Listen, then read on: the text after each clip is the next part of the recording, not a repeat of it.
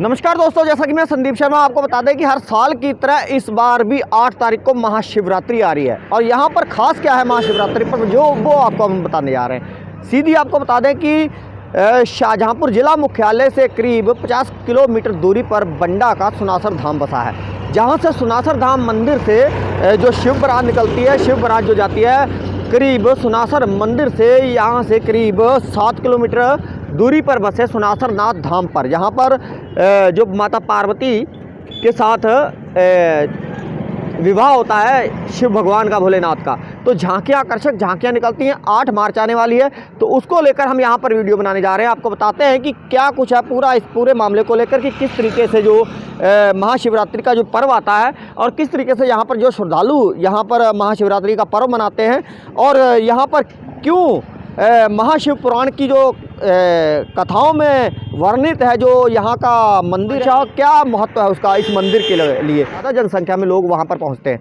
तो दिखाते हैं आपको वहाँ पर चलकर। राजकीय राजमार्ग से शुरुआत की थी हमने सुनासर नाथ धाम जाने के लिए, और रास्ते में आपको बता दें कि यहाँ पर करीब राजकीय राजमार्ग से 4 किलोमीटर दूरी पर बसा है त्यागी जी महाराज जी का मंदिर, अमरदास त्यागी जी महाराज का मंदिर। तो यहाँ पर दिखाते हैं आपको और पूछते हैं यहाँ पर कि यहाँ पर जो मंदिर है यहाँ पर हर समय श्रद्धालु आते जाते रहते हैं। यहाँ पर लगातार तांता लगा रहता है, श्रद्धालुओं का आना जाना बना रहता है। और यहाँ पर क्या मान्यता है और यहाँ पर लोग क्यों आते हैं ये सब जानते हैं। यहाँ पर पुजारी, मुख्य पुजारी जी कौन है सर? है पुजारी जी, क्या महत्व है यहाँ पर जो त्यागी जी महाराज जी का? हमारे श्री अमरदास त्यागी जी महाराज जो हैं ब्रह्मलीन हो चुके हैं और वो एक महान संत थे।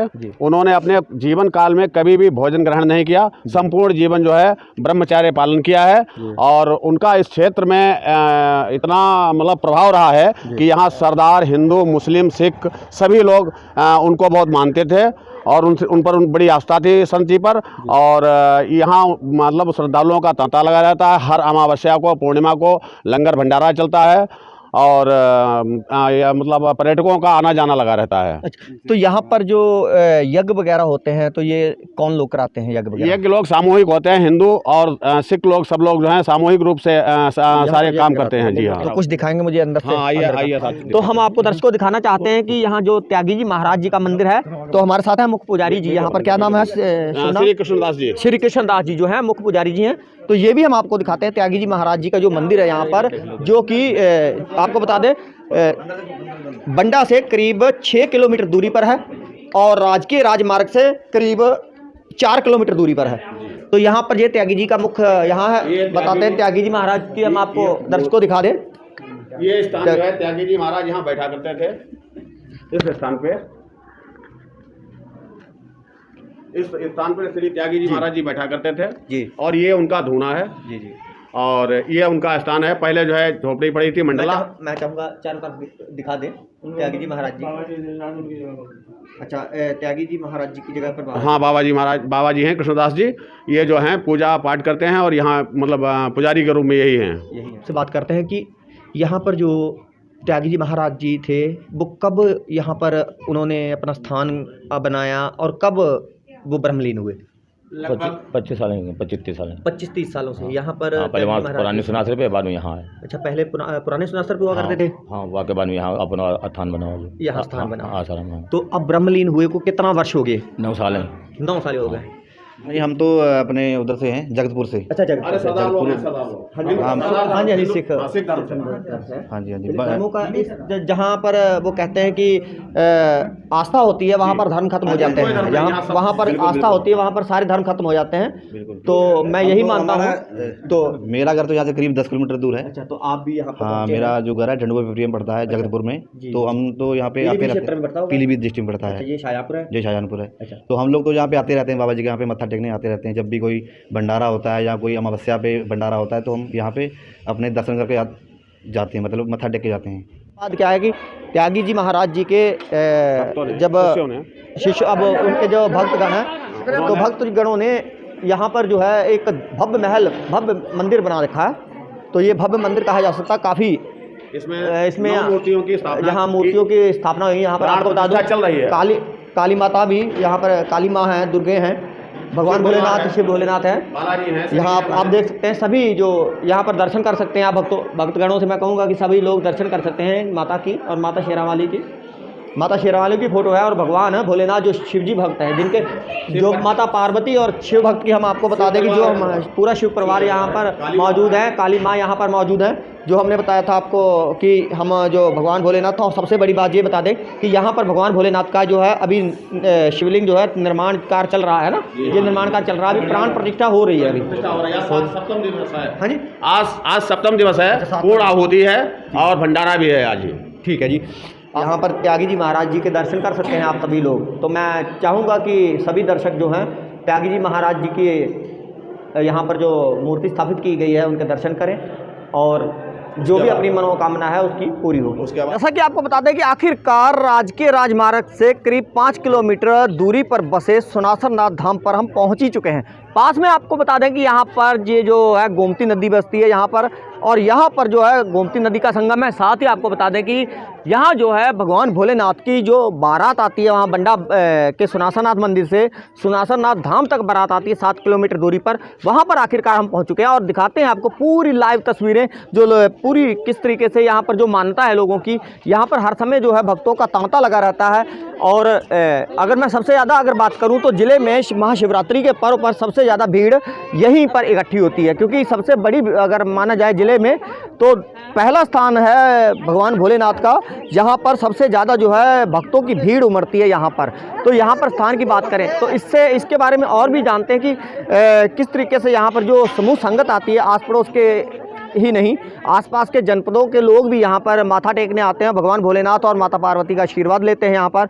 और इसके अलावा इसकी जो पौराणिक कथा है वो क्या है, क्यों आखिर ये दर्ज है सुनासरनाथ धाम, उन पौराणिक कथाओं में जो दर्ज है वो हम आपको बताते हैं पूरी तस्वीर में, पूरी लाइव वीडियो में। हम आपसे पहले तस्वीरें दिखाते हैं उस धाम की जो यहाँ पर सबसे ज़्यादा मान्यता रखता है धाम।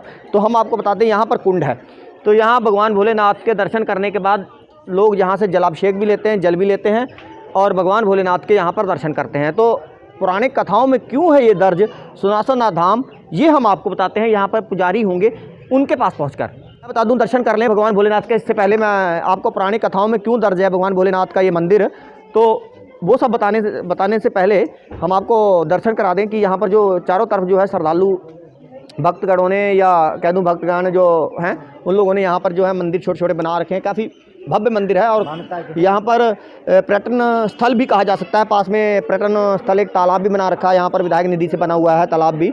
और साथ में जहाँ जनता के समूह पैसे, जनता के जो यहाँ की जनता है उनके सहयोग से भी यहाँ पर बना रहता है। तो मैं बात करूँगा मुख्य पुजारी जी से। पुजारी जी, सबसे पहले दर्शकों को ये बताइएगा कि सुनासरनाथ धाम है, महाशिवरात्रि का पर्व आ रहा है, यहाँ पर भगवान भोलेनाथ की बारात आएगी, ये आखिर क्यों मान्यता इतनी क्यों है इस धाम की?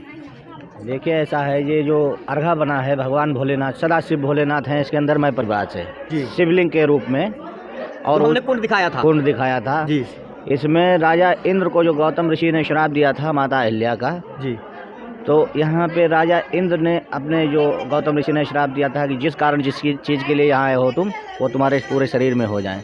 तो राजा इंद्र जी के पूरे शरीर में भग योनि हो गई थी। तो बहुत विनती करने पे, माफ़ी मांगने पे गौतम ऋषि से उन्होंने माफ़ी मांगी, तो श्राप तो वापस होता नहीं था जी। तो उन्होंने मार्ग रास्ता बता दिया था श्राप मुक्त होने का जी। तो राजा इंद्र जी ने यहाँ पे तपस्या की थी सदाशिव भोलेनाथ की। राजा इंद्र से कहा था गौतम ऋषि जी ने कि जाओ गोमती नदी के किनारे किनारे 108 शिवलिंग की स्थापना करो और सदाशिव भोलेनाथ की तपस्या पूजा करो, बाबा प्रकट होकर तुम्हें उन्हीं कष्टों से मुक्ति देंगे।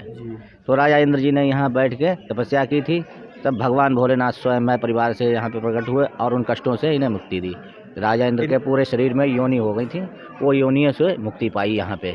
तो तभी ये मंदिर जो है महत्व रखता है एक बहुत। और ये पेड़ जो है पीपल का, ये राजा इंद्र का वही मोक्ष शरीर है। वो योनियाँ जो श्राप दिया था वो आज भी इसमें बनती बिगड़ती रहती हैं। अच्छा, इस वक्त तो कुछ जी बिल्कुल प्रमाण देंगे हम आपको। नहीं प्रमाण, हमें देखो प्रमाण की जरूरत नहीं होती भगवान के भक्तों के लिए जी। देख सकते हैं तस्वीरों में, मैं आपको दिखा दूं कि कुछ तस्वीरें हैं यहाँ पर, जो यहाँ पर इसको मान्यता, इस मंदिर की जो मान्यता है, भगवान भोलेनाथ की जो मान्यता है उनको, तो हाँ तस्वीरों में आप कैमरे में देख सकते हैं कि जो पुजारी जी ने जो श्राप दिया गौतम ऋषि ने इंद्र जी को कि तुम्हारे शरीर में पूरे योनि भग बन जाएं, तो ये वही भग हैं और ये राजा इंद्र का वही मोक्ष शरीर है। यहीं बैठ के तपस्या पूजा की थी उन्होंने इन्हीं कष्टों से उनको मुक्ति मिली और भगवान सदाशिव भोलेनाथ की तपस्या पूजा की। जी, मैं चाहूँगा कुंड दिखा दे। यहाँ पर भक्तगण जो देख रहे हैं हमारे चैनल को, दर्शक देख रहे हैं, वो दर्शन करें। यहाँ पर भगवान भोलेनाथ बता रहे हैं यहाँ पर खुद प्रकट हुए और जो इंद्रदेव थे यहाँ पर उनको शराब से यहाँ पर मुक्ति मिली थी, क्योंकि गोमती नदी के किनारे उन्हें 108 शिवलिंग स्थापित करने थे। उनमें से एक शिवलिंग जो है भगवान भोलेनाथ का शिवलिंग जो है यहाँ पर भी स्थापित किया है इंद्र द्वारा। तभी यहाँ पर सुनासरनाथ धाम जो है मान्यता रखता है यहाँ पर। तो तभी यहाँ पर भगवान भोलेनाथ के दर्शन करने के लिए हर समय हज़ारों की संख्या में लोग पहुँचते रहते हैं और यहाँ पर उनकी जो है तपस्या करते हैं और साथ में अपनी मनोकामना पूरी करते हैं और उनको उनकी मनोकामनाओं का फल भी मिलता है। तो यहाँ पर हमने आपको दिखाया कि आखिर क्यों यहाँ पर सुनासरनाथ धाम पर बारात आती है भगवान भोलेनाथ की, पूरी विस्तार पूर्वक हमने दिखा दिया। उसके पहले हमने आपको त्यागी जी का मंदिर दिखा दिया। उससे पहले करीब 4 किलोमीटर दूरी पर राजकीय राजमार्ग से 4 किलोमीटर दूरी पर त्यागी जी का मंदिर है। उसके बाद में आता है भगवान भोलेनाथ का शिवलिंग स्थान। यहाँ पर भगवान भोलेनाथ खुद प्रकट हुए और यहाँ पर इंद्रदेव को भगयोनी शरीर से श्राप से मुक्ति मिली। यहाँ पर तो आपको बताया था कि यहाँ पर जो भगवान भोलेनाथ जिस स्थान पर प्रकट हुए यहाँ पर यही शिवलिंग है, यहाँ पर स्थापना होती है, यही शिवलिंग है और यहीं पर सबसे लोग जो है पूजा अर्चना करते हैं यहाँ पर भगवान भोलेनाथ का। जय भोलेनाथ। यहाँ पर तो यहाँ पर कुंड है, यहाँ पर जब यहाँ पर पानी यहाँ पर सफाई जब होती है यहाँ, क्योंकि गोमती पड़ोस में है तो गोमती का संगम जो यहाँ पर मिलता है तो गोमती का जो पानी है वो भी इसमें आ जाता है। तो जब ये पानी की सफाई होती तो यहाँ पर भगवान भोलेनाथ की भी जो प्रतिमा है, जिसको कहते हैं कि शिवलिंग है, क्षमा चाहता हूँ, जब भगवान भोलेनाथ का जो शिवलिंग है यहाँ पर स्थापित है पूरे परिवार सहित, तो यहाँ पर वो फिर दर्शन करने को तब प्राप्त होता है जब इस कुंड की सफाई होती है। तो आपको दिखाया तस्वीरें हमने भगवान भोलेनाथ के यहाँ मंदिर की, तो आपने देखा। तो भक्तों, महाशिवरात्रि 8 मार्च को है और 8 मार्च को बंडा में महाशिवरात्रि बंडा सुनासरनाथ धाम से होगी। तो अधिक से अधिक संख्या में पहुँचे और भगवान भोलेनाथ का दर्शन करें। तो मैं कैमरामैन राजेंद्र शर्मा के साथ Sandeep Sharma, bureau report EBN 7 Bharat समाचार, शाहजहाँपुर।